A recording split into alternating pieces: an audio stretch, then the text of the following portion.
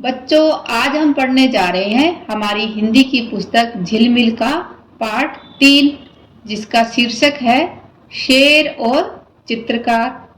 नमस्कार सभी को, हिंदी कला केंद्र में आपका स्वागत है। अगर आप इस चैनल पर नए हैं तो पहले इसको सब्सक्राइब करें व बेल आइकन को दबाना ना भूलें ताकि नए वीडियो का नोटिफिकेशन सबसे पहले आपको मिले। शेर को तो आप सब बच्चों ने किसी चिड़ियाघर या टीवी पर जरूर देखा होगा, है ना? कितना खतरनाक होता है। और चित्रकार कौन होता है? जो चित्र बनाता है वह चित्रकार कहलाता है। आप में से बहुत सारे बच्चे बहुत अच्छे वाले चित्रकार होंगे, है ना? तो आज बच्चों हम एक शेर और चित्रकार की कहानी पढ़ेंगे। लेकिन इस कहानी की विशेषता क्या है कि इस कहानी को एक कविता के रूप में लिखा गया है। तो देखते हैं कितनी मजेदार है ये हमारी आज की कविता के रूप में कहानी। तो सबसे पहले इसका सहस्वर पठन कर लेते हैं, बाद में इसके अर्थ को समझेंगे। चित्रकार सुनसान जगह में बना रहा था चित्र, इतने में ही वहां आ गया यमराज का मित्र। उसे देखकर चित्रकार के तुरंत उड़ गए होश, नदी पहाड़ पेड़ पत्तों का रह गया न कुछ जोश। फिर उसको कुछ हिम्मत आई, देख उसे चुपचाप, बोला सुंदर चित्र बना दूं, बैठ जाइए आप। उकड़ू मुकड़ू बैठ गया वह सारे अंग बटोर, बड़े ध्यान से लगा देखने चित्रकार की ओर। चित्रकार ने कहा हो गया आगे का तैयार, अब मुंह है आप उधर तो करिए जंगल के सरदार। बैठ गया वह पीठ फिराकर चित्रकार की ओर, चित्रकार चुपके से खिसका जैसे कोई चोर। बहुत देर तक आंख मूंद कर पीठ घुमाकर शेर, बैठे बैठे लगा सोचने इधर हुई क्यों देर। झील किनारे नाव लगी थी, एक लगा था बांस। चित्रकार ने नाव पकड़ ली, जी भर करके सांस। जल्दी जल्दी नाव चलाकर निकल गया कुछ दूर, इधर शेर था धोखा खाकर झुंझलाहट में चूर। शेर बहुत खिसिया कर बोला नाव जरा ले रोक, कलम और कागज तो ले जा रे कायर डरपोक। चित्रकार ने कहा तुरंत ही रखिए अपने पास, चित्रकला का आप कीजिए जंगल में अभ्यास। और इस कविता के कवि हैं राम नरेश त्रिपाठी। अब बच्चों इसको अर्थ के साथ समझते हैं।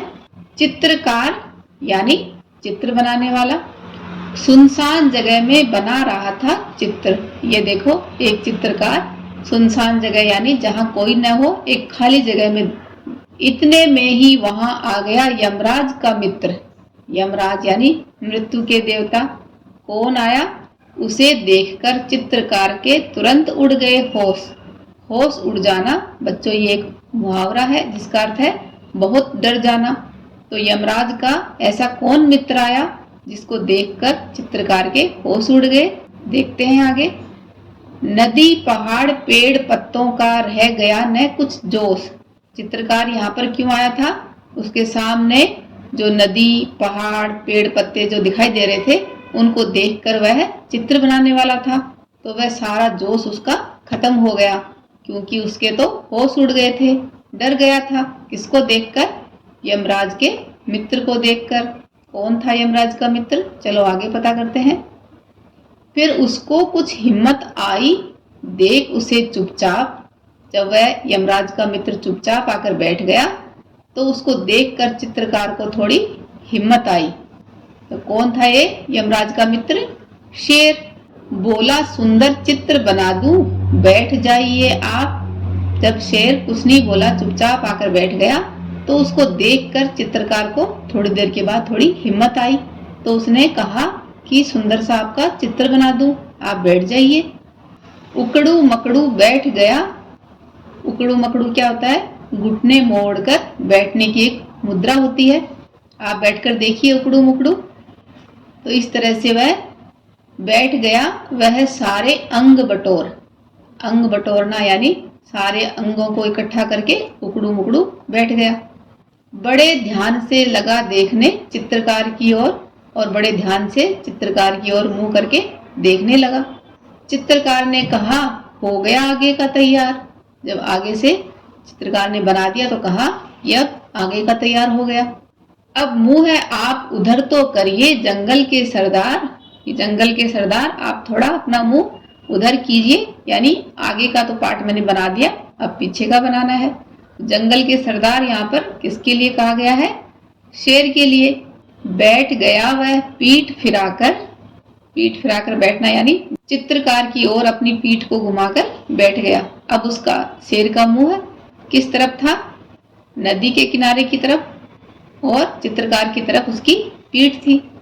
चित्रकार चुपके से खिसका यानी भाग जाना, जैसे चोर कोई चोरी करके भागता है, वैसे ही जैसे ही शेर चित्रकार की तरफ पीठ करके बैठा, चित्रकार तुरंत वहां से खिसक लिया यानी भाग लिया।